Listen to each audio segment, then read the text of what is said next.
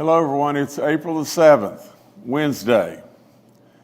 Regretfully, we have 26 additional deaths to announce. On our report on Monday, one of the things on the report was we had a day where we went through 24 hours, we didn't have a death reported, which is a milestone in itself, as it's gone the last few months here. I don't know if this is the fact that maybe some of the deaths that happened over the weekend and everything, we didn't get them in the Monday report, and they didn't get in the system, to be able to get in that Monday report. Or it could very well be what we all know is happening across our nation. There's a little uptick in this thing. We don't want it to turn into a big uptick, but we all know that there is an uptick in this thing, and we've got to be careful. We just got to be cautious about what we do. This thing's not over. It's not over. We've lost 26 more great West Virginians, and I'm going to read them to you right now. Our 2,697th death is an 85-year-old female from Raleigh County. Our 2,698th death, a 57-year-old male from Wyoming County. Our 2,699th death, a 74-year-old male from Nicholas County. Our 2,700th death in West Virginia. It is just unfathomable to think that 2,700 West Virginians are now dead. In fact, 2,722 from this dreaded killer. Our 2,700th death is a 78-year-old male from Barber County. Our 2,701st death, a 47-year-old male from Logan County. Our 2,702nd death is a 97-year-old female from Monroe County. Our 2,703rd death is an 82-year-old male from Wood County. Our 2,704th death is a 97-year-old female from Wood County. Our 2,705th death is a 77-year-old male from Logan County. Our 2,706th death is a 58-year-old female from Cabell County. Our 2,707th death is a 79-year-old male from Wayne County. Our 2,708th death is a 76-year-old male from Berkeley County. Our 2,709th death is an 81-year-old female from Cabell County. Our 2,710th death is an 88-year-old female from Putnam County. Our 2,711th death is a 62-year-old female from Mercer County. Our 2,712th death is a 71-year-old male from Cabell County. Our 2,713th death is an 81-year-old female from Kanawha County. Our 2,714th death is a 54-year-old male from Raleigh County. Our 2,715th death is an 86-year-old male from Wetzel County.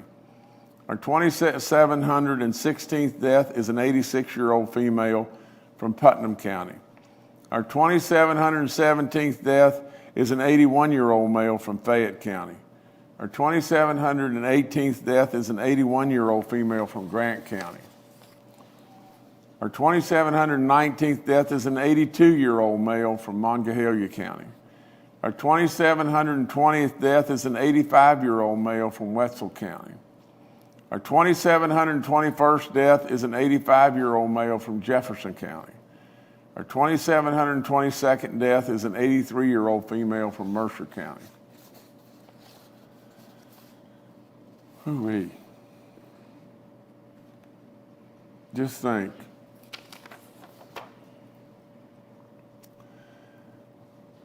The last 8 deaths, the ages were 86, 86, 81, 81, 82, 85, 85, 83.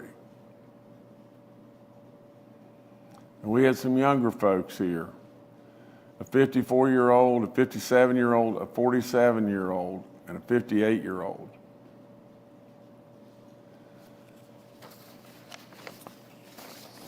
If you are 65 years of age and older, and you don't get your vaccine, you're making a terrible mistake. A terrible, terrible mistake. No matter what anybody tells you, without any question, you are making a very bad mistake not taking your vaccine if you're 65 and older. I truly believe if you're of any age, 16 on up, you ought to be taking your vaccine. But to those folks that are 65 and older, for them not to take their vaccine is not smart. Please, please, please, if you've not gotten your vaccine, call us. Do anything in the world. We'll come running to try to get your vaccine as quickly as we possibly can. Please get your vaccine. 65 and older, you see, if you get this, you're in tough shape. That's all there is to it. If you get your vaccine, the likelihood of you getting this is diminished unbelievable. If you were to get it, which is highly unlikely, your being hospitalized has gone down phenomenally, and the possibility of death is almost zero. You have got to get your shot. Please listen to me. You've done really good. We're probably approaching 75%, but 25% of 360,000 is almost, probably really close. In fact, it is exactly 90,000 folks out there. 90,000 of you that are 60 and older. 90,000 of you have not had your shot yet. And really and truly, we have got to get you vaccinated. 364 new positives in the last 24 hours. We tested a lot. Our daily positivity rate, 3.76. That's good. Our cumulative is still falling. We're at 5.24 now. Our active cases, 6,897. They haven't changed much. Our recovered cases still continue to rise. They're 134,755. Now we have approaching 300 that are hospitalized, 271 to be exact, and 84 in the ICU units. We only have one county in the red, that's Berkeley now. Thank goodness Raleigh got out of the red and everything, but Berkeley, we need to get them now out of the red. The total map, the number of counties that are in the green is really substantial, and we're really, really thankful and proud of that. Again, if you have any symptom whatsoever and you're 65 years of age and older, please go get tested, please. And if by chance you were tested positive and everything, we can stop this thing with the antibodies. I got a big announcement right now and everything. I want to make this announcement right now, but today we're holding a formal groundbreaking ceremony for the Nitro St. Albans Bridge project and everything, which will replace the Interstate 64 bridge over the Kanawha River connecting Nitro and St. Albans. This Roads to Prosperity project will also widen Interstate 64 in Putnam County from 4 to 6 lanes. Everywhere you look across this state, in all 55 counties, you see roads being fixed and all kinds of activity. I've said it over and over. When we stepped up, 73% of the West Virginians in this state stepped up and said, "We're with you, Governor. We want to go with the Roads to Prosperity thing."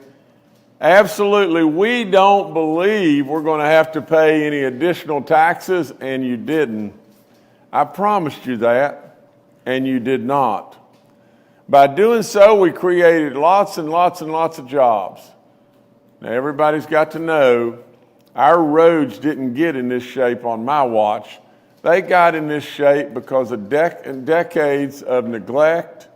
And absolutely, without any question, we're on our way to getting roads in our state everywhere, and we're not going to quit until we qualify everywhere. Every single road in this state, we're after to try to make better, to fix, build new roads, new projects, and on and on. This over $1 billion worth of major infrastructure improvement projects through the Roads to Prosperity program have either now been completed to date or are currently underway. Now just think about it. Through all history in this state, the biggest road bond that we ever did in the state was $500 million. In the Roads to Prosperity program, we have now completed, or we are working on it, over $1 billion right now. And before it's over, we'll approach $3 billion. It is amazing. And that doesn't count. That doesn't count all the stuff that we're doing on all the repairs and fixing the slips and pulling the ditches and paving all over the place. That's not in all that. April is again Work Zone Awareness Month. And I urge all the drivers that are out there. I know you get a little impatient. I know the roads, you know, there's orange cones all over the place and everything else. But please understand, we have construction workers all over the place. And in a lot of places, they're like ants. They're running everywhere. And they try to be just as careful as they can be, but they depend on you. They depend on you, our drivers, to be observant on the great job that they're doing every day. So really watch, really slow down, and really be careful in all those work zones. So look after the people that are looking after us. Vaccines again, I'm back to that. They're available to everybody 16 and above. We're still prioritizing the elderly in every way. The vaccine distribution update, we're 96% of the administration rate, first and second doses. Goal is always to get 100%. Now get this number. Now that we've gotten additional information, from the pharmacies or the federal program or whatever it may be, get this, we have now put into arms doses of 892,596 West Virginians. Heaven forbid. It is unbelievable the number of shots we've given. We have administered on first doses 532,890, and on second doses a little over 359,000, for a total a little over 892,000. And great work by lots and lots and lots of people. Now I'm going to shoot a shot back across West Virginia's bow and just think just a second about this. In the state of West Virginia, there's 1,700,000 and some thousand people. We now have put shots in arms for the first time, 532,000 people. We're just slightly over the people that are eligible, 16 and above. I would say we are slightly over a third of our people right now. We want to stop this thing.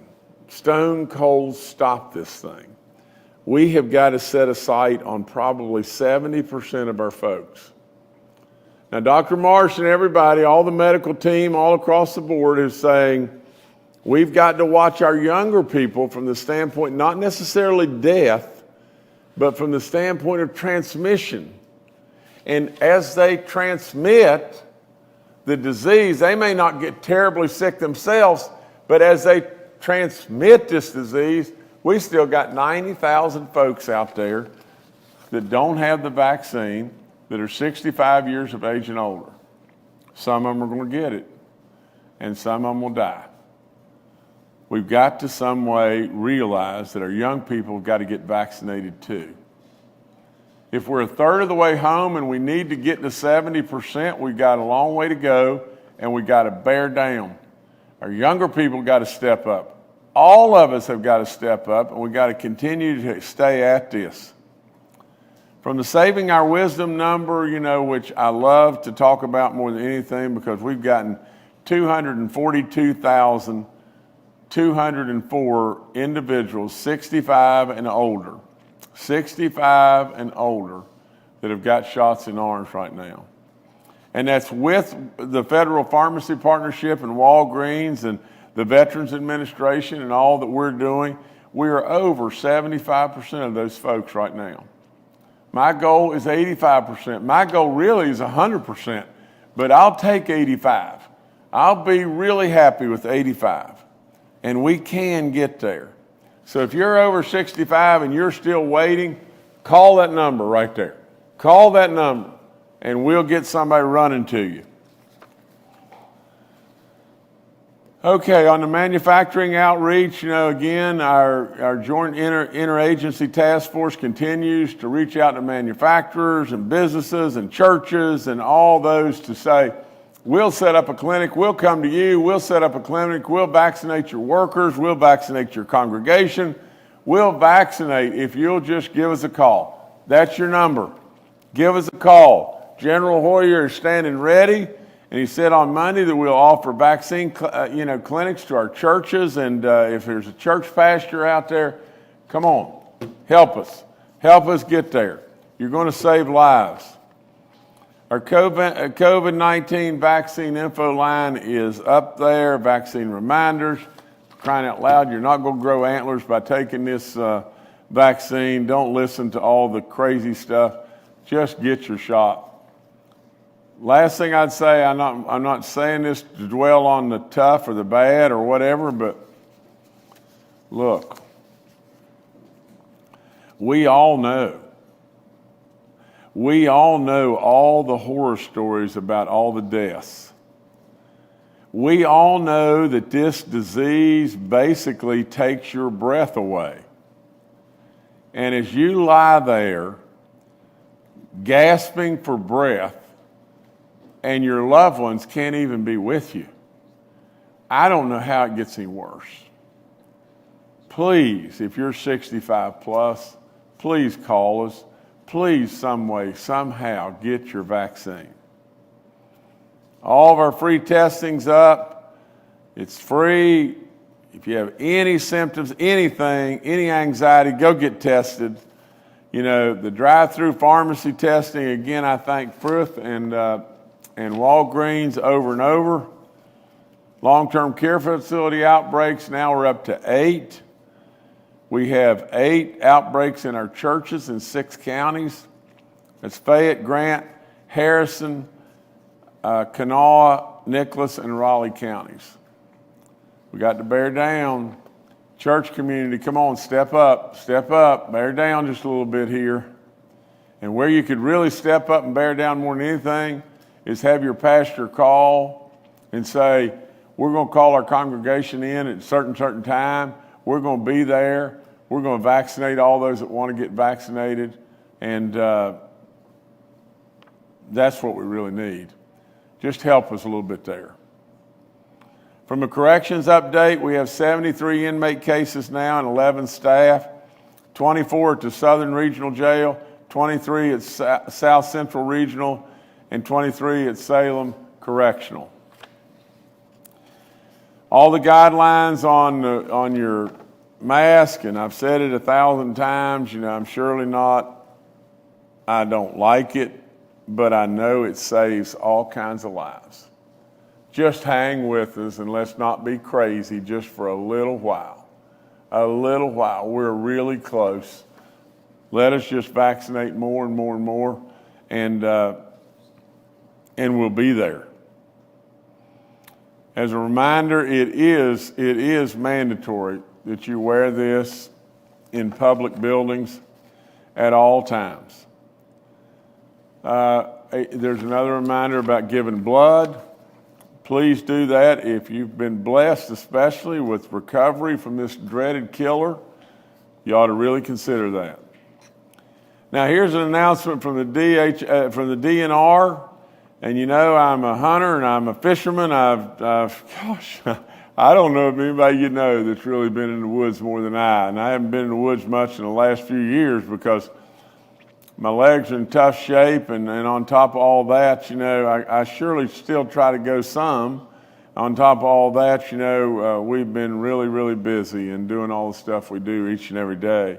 But, I'll promise you, since I've become governor, the grouse have celebrated. I was able to, the year that I became governor, I was able to get 73 grouse that year. I had an incredible bird dog, and that was, she's my real great buddy. And I've lost her now, and that was really tough. But since then, and I'm ashamed of this, but I've gotten 2 1 year, 1 year, 2 1 year, and 1 next year in the last 4 years. And so really and truly, this governorship has really, the grouse has celebrated, I know that. But I want to announce the tiger trout stocking. This is a really different looking trout. It is a trout that is a cross between a brook trout and a brown trout. They're very aggressive in the stream, from the standpoint that they normally bite very, very, now they won't bite you, but they normally are pretty aggressive, and you can catch them a little bit easier, and we're going to be stocking them in lakes and streams all around our state for the first time in decades. This is just the latest example of the unique world-class fishing opportunities we're providing in West Virginia for anglers from within our great state and all those that come into this great state. I've probably been in more trout streams than you could possibly imagine in the state of West Virginia, and I encourage all West Virginians to go do so, as well as all those that are visiting our state. Right now is absolutely the time to go.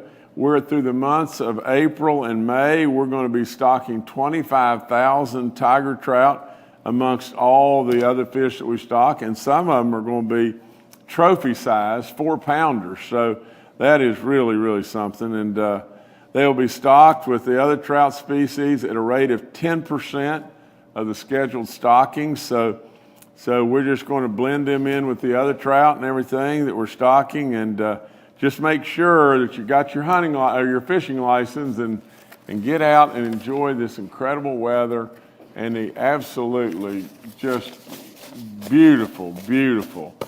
I mean, this state, like I said over and over, I've had the good fortune of doing good in business and everything, and surely my family taught me to really work. That's all there is to it. Work. And be very thankful for your blessings. Now, there's surely tough times and everything, but along that way, with that incredible blessing, I could have gone probably anywhere.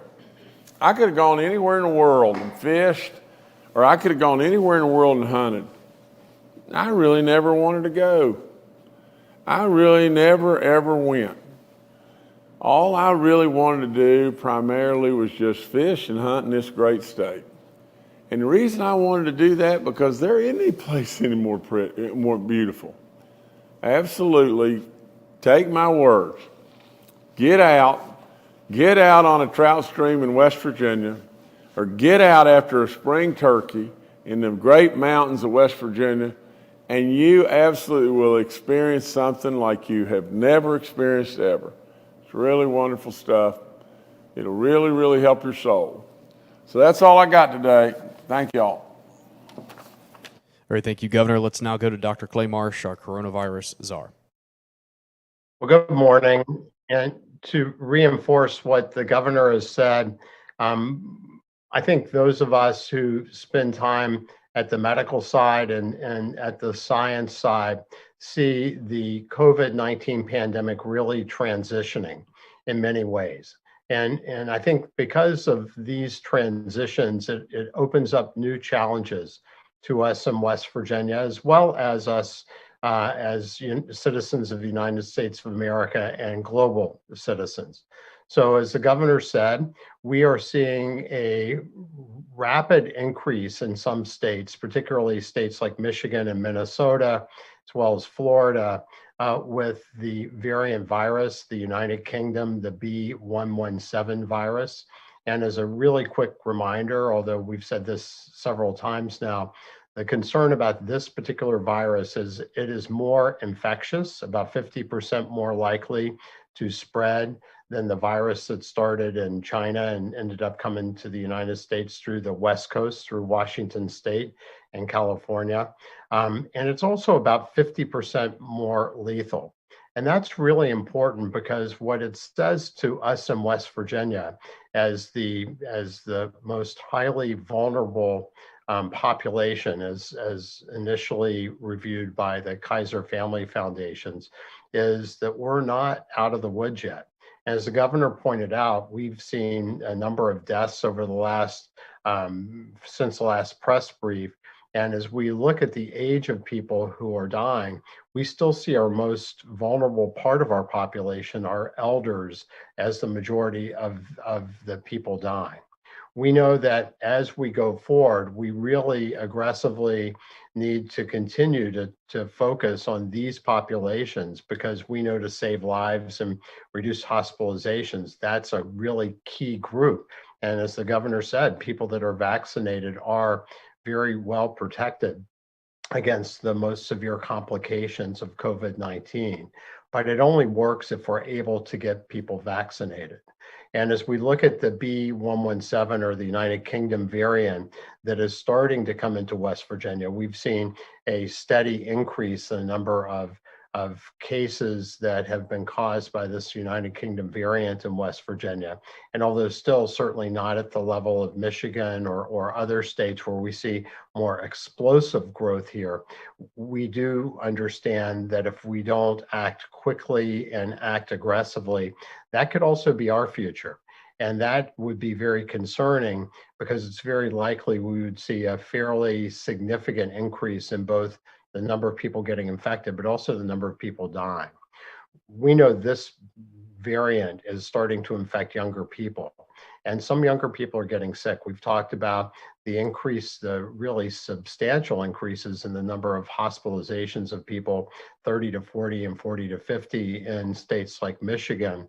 And there was a report in the Washington Post about a series of outbreaks in Minnesota related to extracurricular activity sports teams, where 187 people were infected with the United Kingdom variant, and a number of people died.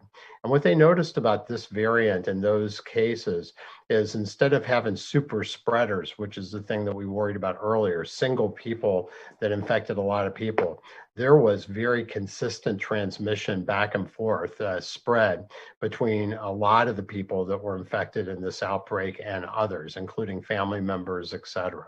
So as we very aggressively try to reduce the spread of COVID-19 in West Virginia, and particularly this variant, it becomes really important for us to test and identify people that are infected and do that really good contact isolation, for all of us to continue to wear masks and stay physically distanced when we're out among other people that are not totally vaccinated, fully vaccinated, and who we don't live with all the time. And most importantly, it is really critical for all of us as West Virginians to choose to get vaccinated, because the way that we protect ourselves from complications, death, spreading to other people, is being vaccinated. And right now, as the governor said, about 33 to 35% of our state is vaccinated with at least first doses. We know from the United Kingdom, 50% is the level in which we start to see a lot more protection for the entire population, which would be 15% more. And as we look at Israel, about 66% of their population has been immunized with at least one vaccine, which they have done very well and opened very broadly, even with the United Kingdom variant. And then we know that, when we seek herd immunity, whether that's even possible at this point, but that's 75 to 85% of people vaccinated. So for West Virginia, we've done really well, but we're being challenged once again. And we, as a leadership team, and certainly under the governor's leadership, are calling on all West Virginians to please please don't let your guard down right now. This is a critical time for us in our state. These vaccines are amazingly effective. They're amazingly safe. They don't cause sterility. They don't keep people from getting pregnant. They don't cause disease. The side effects are really very mild. The benefits are tremendous. So for all of us on the call, we have gotten vaccinated fully. We have our families get vaccinated fully as soon as they are eligible to do so. So we trust this vaccine with the people we love the most. Please do the same for you and your family, because it's only together that we are going to continue to be a beacon for others. Thank you. Thank you, Dr. Marsh. Next, we'll go to retired Major General Jim Hoyer, the Director of the Joint Interagency Task Force. Good morning. Just like to reinforce and highlight a couple of things that the governor and Dr. Marsh just pointed out. We are clear in our efforts in the interagency task force that the governor has given us, and we've got, I tell them, 3 primary missions: vaccinate, vaccinate, vaccinate. And we, as the governor pointed out, we are prepared to work with any business, with any church, with any other organization out there that wants to work to coordinate to host an event. We are having a lot of success with our businesses in manufacturing and retail, working events to vaccinate not just the employees, but also family members. We want to do the same thing with our churches. We have some additional initiatives coming up next week. All of our federally qualified health clinics will now be available to provide vaccines. We know they represent about 400,000 of our most vulnerable West Virginians with healthcare support. We've got some initiatives that will continue to grow with VOAD, volunteer organizations active in disasters, and working with our food banks to work to deliver vaccines during food bank and food pantry events.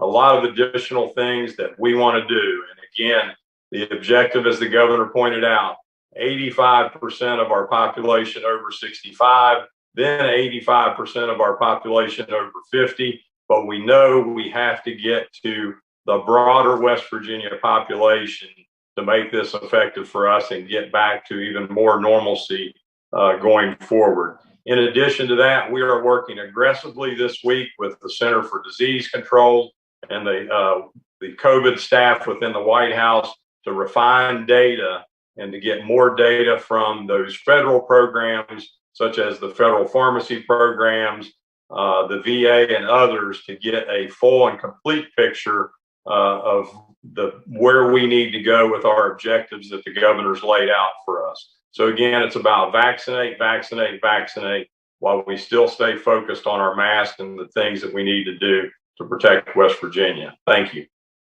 Thank you, sir. Dr. Inamjad, our State Health Officer, and Secretary Bill Crouch with the DHHR are also joining us today and are available for questions. We'll now go to questions from members of the media. The first today from Mark Curtis with Nexstar Media. Good morning, Governor and cabinet members and press members. I'd like to drill down a little bit more on these variants. Do we have a solid or approximate number of how many variants have been detected here in West Virginia? Is there a pattern? Are we seeing anything from contact tracing that this is primarily younger people? And what are your concerns with college students that didn't take the advice and kind of went on a spring break to Florida anyway? We had a lot of travel over Easter as well. When might we be getting a firmer idea of how serious the variant problem is in the state? Dr. Amjad, why don't you try this a second, please? Yes, Governor. So, Mark, we are tracking those numbers, and right now we have 2 main variants here in West Virginia. We have the UK variant, or the B.1.1.7. We have about 142 cases here right now. We also have the California variant, and I believe our last count is about either around 160 something cases in West Virginia right now. We have the UK variant in about 19 counties. Most of those are in our border counties. The top 3 counties are Berkeley, Mon County, and Ohio County.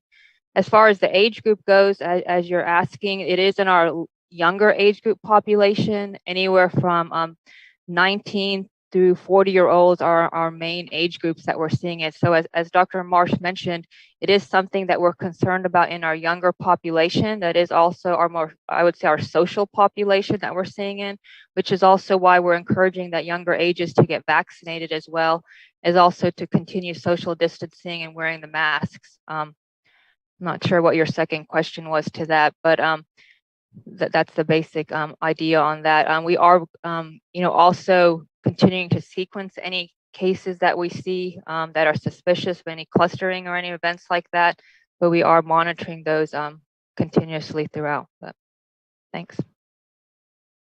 All right, thank you, Mark. Next to Charles Young with WV News. Hi, this is Charles Young with WV News. Governor, I wanted to ask a little bit about, the tax plans. The Senate is going to take up their version here later this afternoon. Speaker Hanshaw yesterday said he was doubtful that it could get done by the end of the session. Could you talk just a little bit about your perspective on the negotiations and everything that's happened since the summit on Monday? Thank you, sir.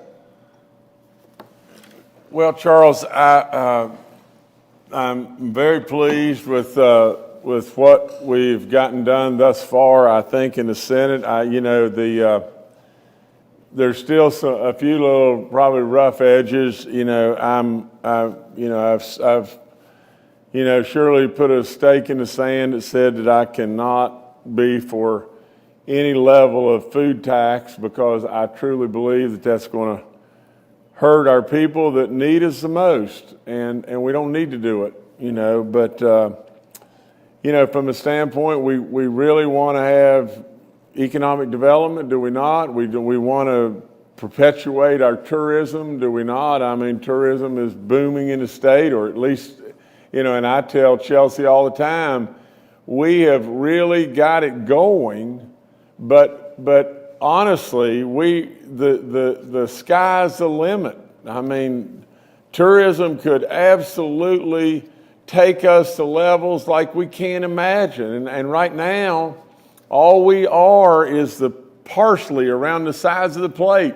We haven't really gotten to the meat and potatoes on the plate, absolutely. But getting to the parsley is an accomplishment like we can't possibly imagine. We had to put real dollars in tourism. We had to put in a commitment in tourism, and they have returned those dollars over and over and over to the state. So, incredible investment, but there's, I commend the Senate in so many ways from the standpoint of, I think where we're going to land is, I hope we're going to bring in the things that protect those in the lower wage levels, because we don't have to hurt those people, and I hope we're going to bring in things that are going to bring us more and more jobs, like the Schedule Cs and all those folks, because we can do that. And I really am hopeful that the Coal Association and the gas people are going to join us in this effort and step up. And I'm really hopeful for some significant modifications to a plan from the Senate side that they stepped up and said they want to go big too, and I loved that. And I love the fact that they stepped up and said, and from our business communities, our sub-S's, our Schedule C's, our sole proprietorships, we want to help them too. So I'm really thankful to the Senate, for the great work that President Blair and Chairman Tarr have done. They've done incredible, and all those that are up there in the Senate that are working hard. I think we'll end up, if we do this in a way where we just don't hurt people that are lower income wage earners, and we don't have to do that. We can absolutely do this and put money in everybody's pocket. We can do the cash rebates to the people that are really struggling the most, $35,000 and down, and it increases as the further you go down.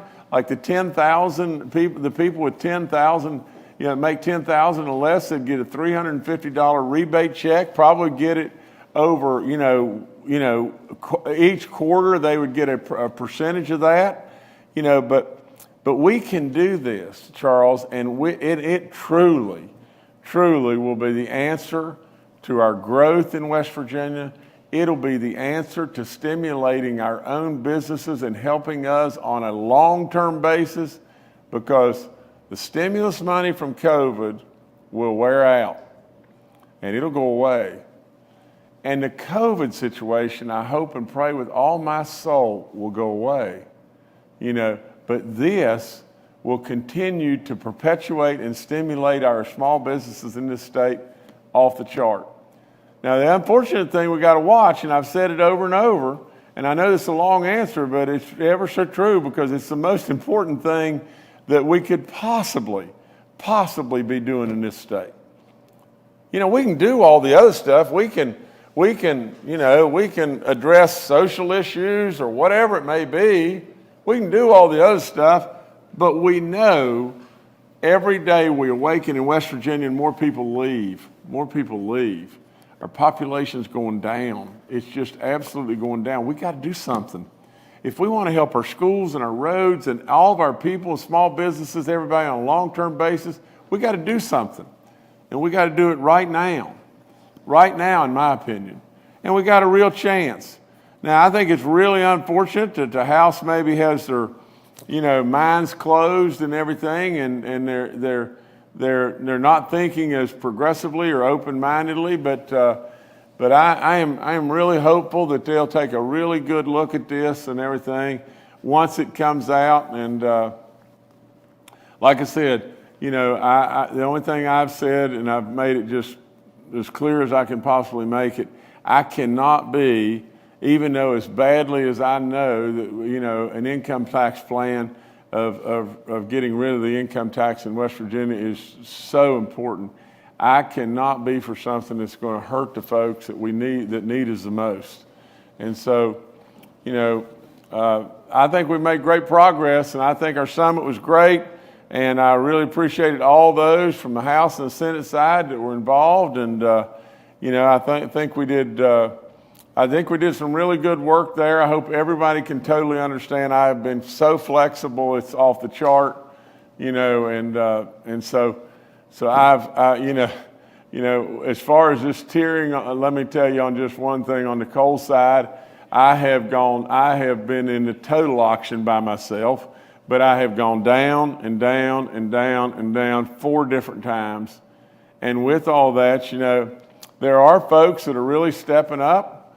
I give them all the credit in the world. Joe Kraft at Alliance stepped up and said, we're in, from the standpoint of and I don't know the Murray people, but Dennis Watson is the head guy, and he said, and they're not called Murray now, it's a new name and everything, but I don't know exactly what that name is. Said we're in, and I would just say this, Charles, and here is the most impactful thing of all. Do you realize how much credit those people deserve from their own employees? Think about this. They have thousands and thousands and thousands of employees. And most all those employees are making a really, really great wage.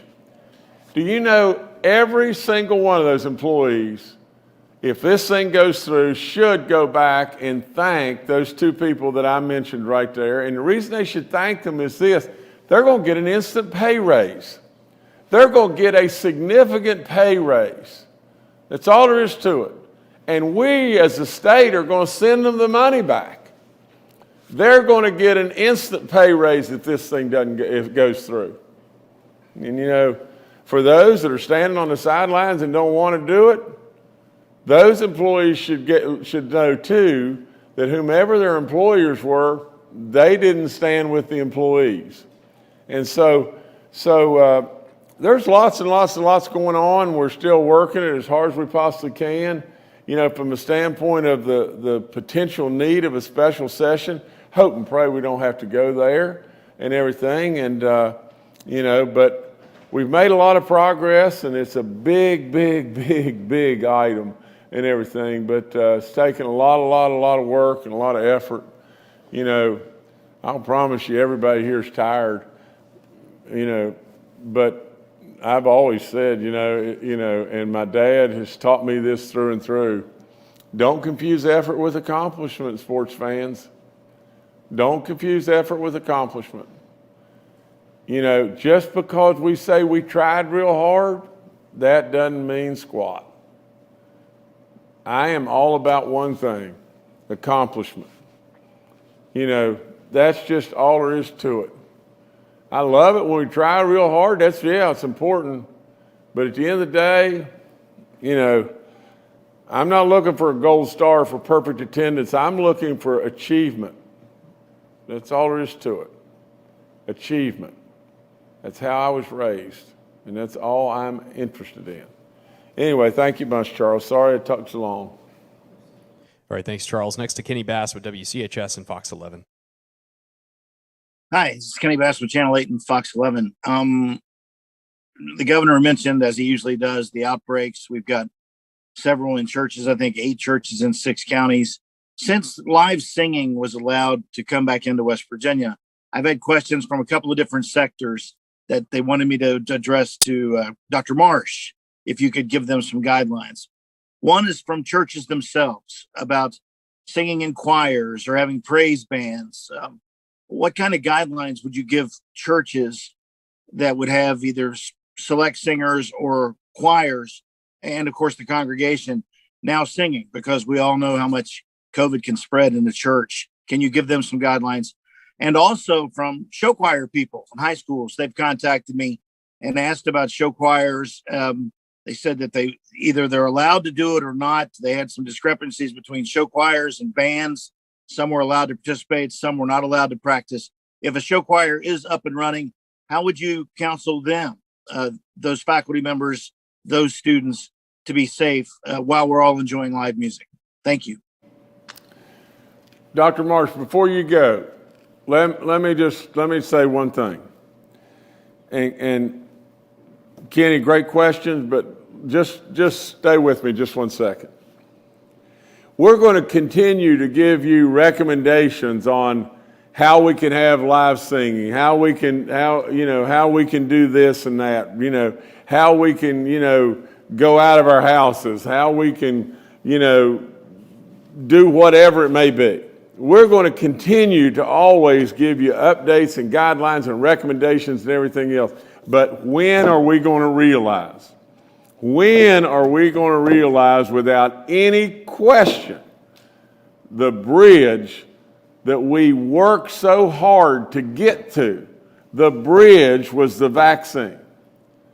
When are we going to realize without any question our answer to this problem is vaccinate, vaccinate, vaccinate? And all of us have got to get on board. All of us have got to get on board to do just that. Dr. Marsh, you take over from there.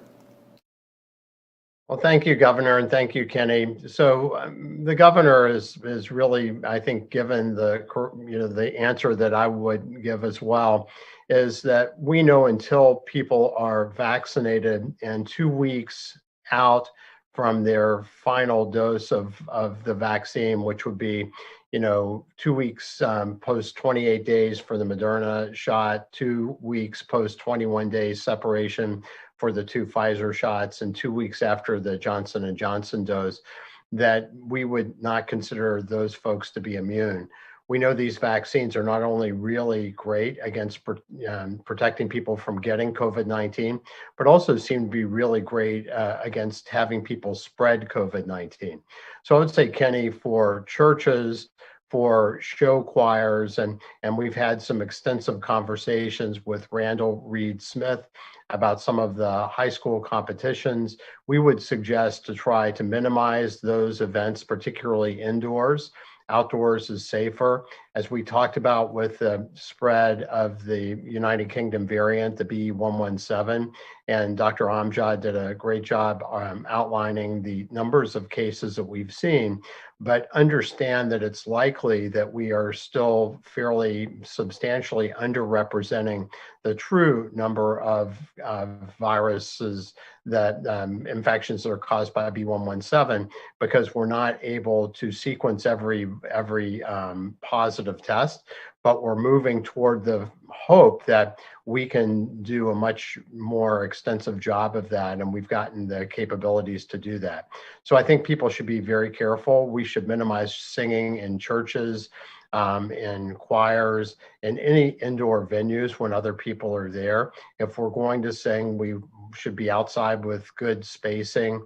And I think that the real key is that if people get vaccinated, then it will be much safer for people who are doing the singing not to spread the virus, including the variant virus and the UK variant.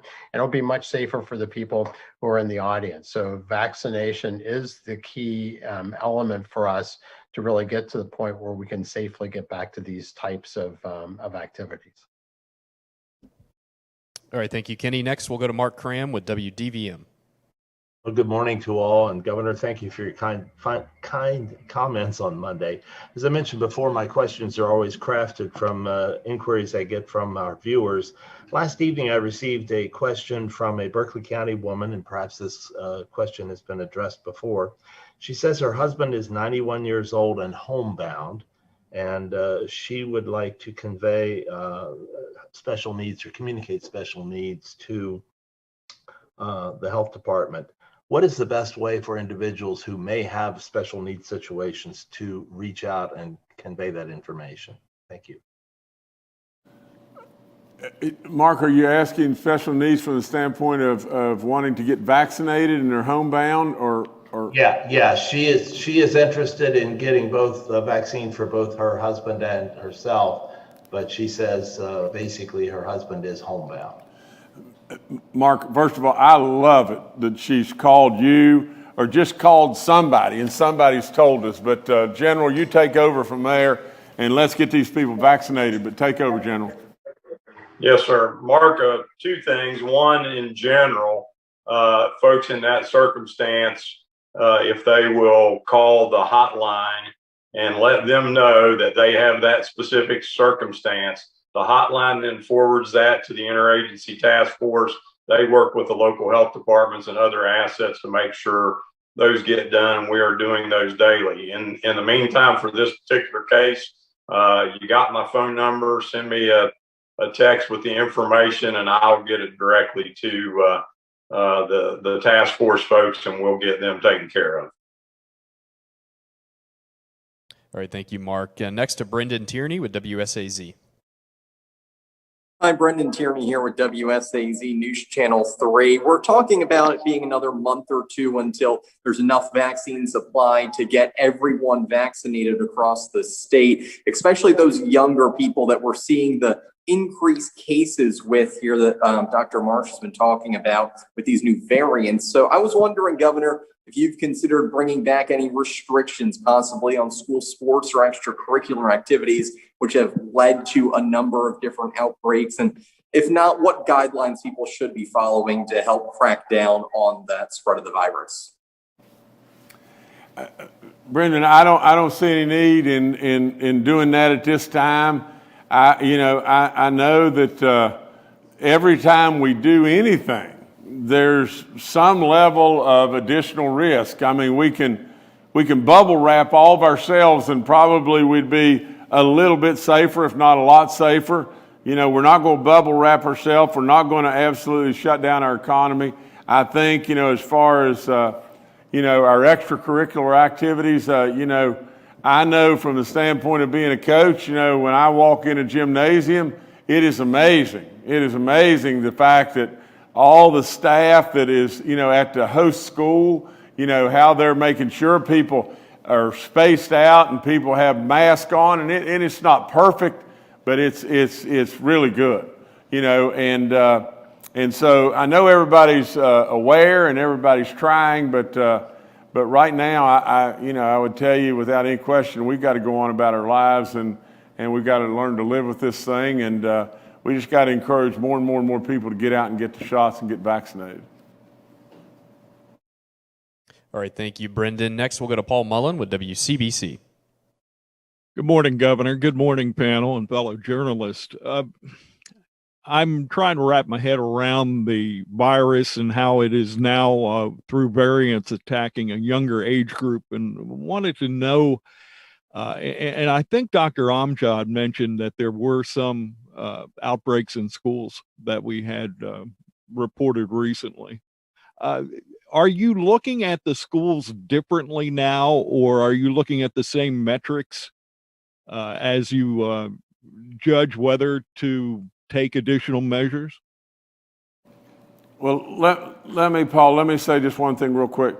And this kind of follow up between Brendan and yourself both, but you know, we want to always watch. We're watching nonstop everything, and especially our medical experts are watching everything all the time. You know, there may very well be a situation, I mean, where situations come up that we got to change, and we will change, you know, but maybe Dr. Marsh, you can take it from there. Well, thank you, Governor, and thank you, Paul. The governor is absolutely correct. You know, one of the reasons why we've been so focused at trying to open up shots and shot clinics and opportunities with the West Virginia Department of Education and the county superintendents is because we think that an ounce of prevention is worth a pound of cure.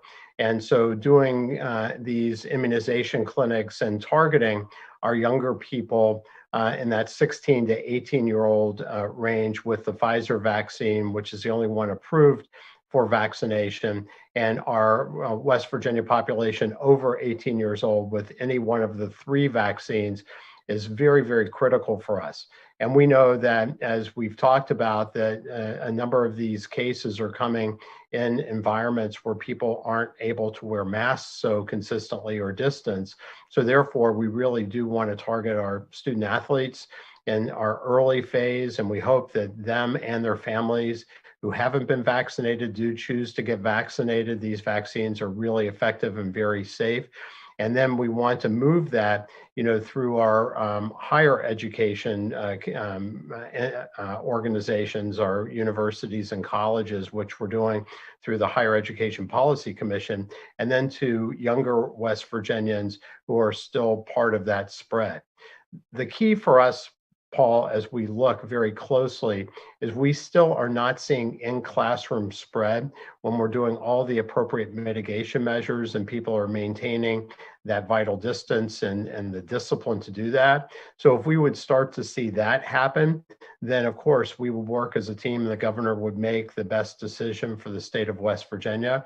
But we also know that not having kids in person in school has huge numbers of issues, including people getting left behind, failing key courses, not going to college. And those things have great impact, not just on their, you know, life earning capacity and our educational, you know, abilities in the state, but also on people's lifespan. So we know it's really critical to have people in class and do it safely, which is what we're trying to do by really targeting vaccinations at this part of our population and their families. So thank you. All right, thank you, Paul. Next to June Leffler with West Virginia Public Broadcasting. Hello, Governor and panel. My question also follows up on vaccinations and school-age kids. So I was talking to the state deputy superintendent for the Department of Education, and she said, you know, as vaccinations continue in high schools, that a benchmark they have right now is 25%. And you know, she got that number from, I'm presuming from either Dr. Marsh or someone in your realm. Could you just tell me a little bit more about, you know, in this race that we're in to vaccinate people, you know, what are the benchmarks we have for our younger folks and, you know, where those are and why they are. So this 25%, you know, could you explain a little bit more about that and just any other benchmarks we've got for younger folks? June, let me just take the question and everything, and I you know, appreciate your question. 25% is not good enough, June. That's just all there is to it. You know, the messaging. I mean, kids think they're invincible, and we all know that. And we all probably thought that, but 25% is not good enough. And we need to market this situation to our kids, to our parents and everything that, that this is incredibly safe to our children. And absolutely there are ramifications and side effects, not from the vaccine so much at all, but from the standpoint of even if you get this, you don't get terribly sick. There's all kinds of possibilities from long-term heart issues or whatever it may be, and we absolutely need to get our kids vaccinated. They transmit like crazy and everything. We know that. That's a problem with our elderly and everything. More a problem with our elderly, but we really don't know the long-term effects of having this and what it can do to us as far as our heart or whatever it may be. And I'm not trying to play doctor here, but 25% is not good enough, June. We got to continue to market and continue to work on that, and we're going to do just that. All right, thanks, June. Governor, I'll turn it back to you. Okay, let me think if I've got anything else that I've written down. I really don't have anything else. All I would say is just this. From 100,000 feet, we have 2,722 deaths now in West Virginia. All indications are there's a little teeny uptick. All across our nation, there's a significant uptick. From the variant, the UK variant, we know from our super experts that it is twice as infectious and twice as deadly. We know we've got a third of our people vaccinated in West Virginia. Now, there's a little bit of an uptick. We know the variant that is causing the problem is twice as infectious and twice as deadly. There's a little bit of an uptick. We know we've got a third of us vaccinated. And we're sitting here right now. Jim Justice is sitting here right now. A great, great big cheerleader. And he's saying, we got to get vaccinated. We got to get vaccinated. We're on the cusp of stopping this thing, shutting it down. We know we got to uptick a little bit, and we absolutely know without any doubt that a third of us are vaccinated. We know if you get this, it's twice as infectious, the variant is twice as infectious and twice as deadly. Come on, West Virginia. You've been superstars. You've been superstars for a year. I know you're tired. I know that. I am too. But we don't rest until it's over, do we, West Virginia? Come on, just help me. Help me like you helped me with the census. Think about it. We all got counted. It will be long-term additional dollars in services to the state of West Virginia forever. You did it, West Virginia. You've been the one that have kept their deaths down. You've been the one all along, West Virginia, West Virginia, West Virginia. We do a lot of things in threes around here, don't we? We triple the triple. We go age, age, age. Now we're going vaccinate, vaccinate, vaccinate. I've said drainage, drainage, drainage on our roads. Absolutely, West Virginia. Now come on. Help me. Help me. Be community leaders. Be street leaders. Absolutely help me get our people vaccinated. We got the shots now. We're pleading with you over and over and over. Give us an arm to put a shot in. I got to have you, West Virginia, again. You've been great. Now, come on, let's do it. Thank you so much.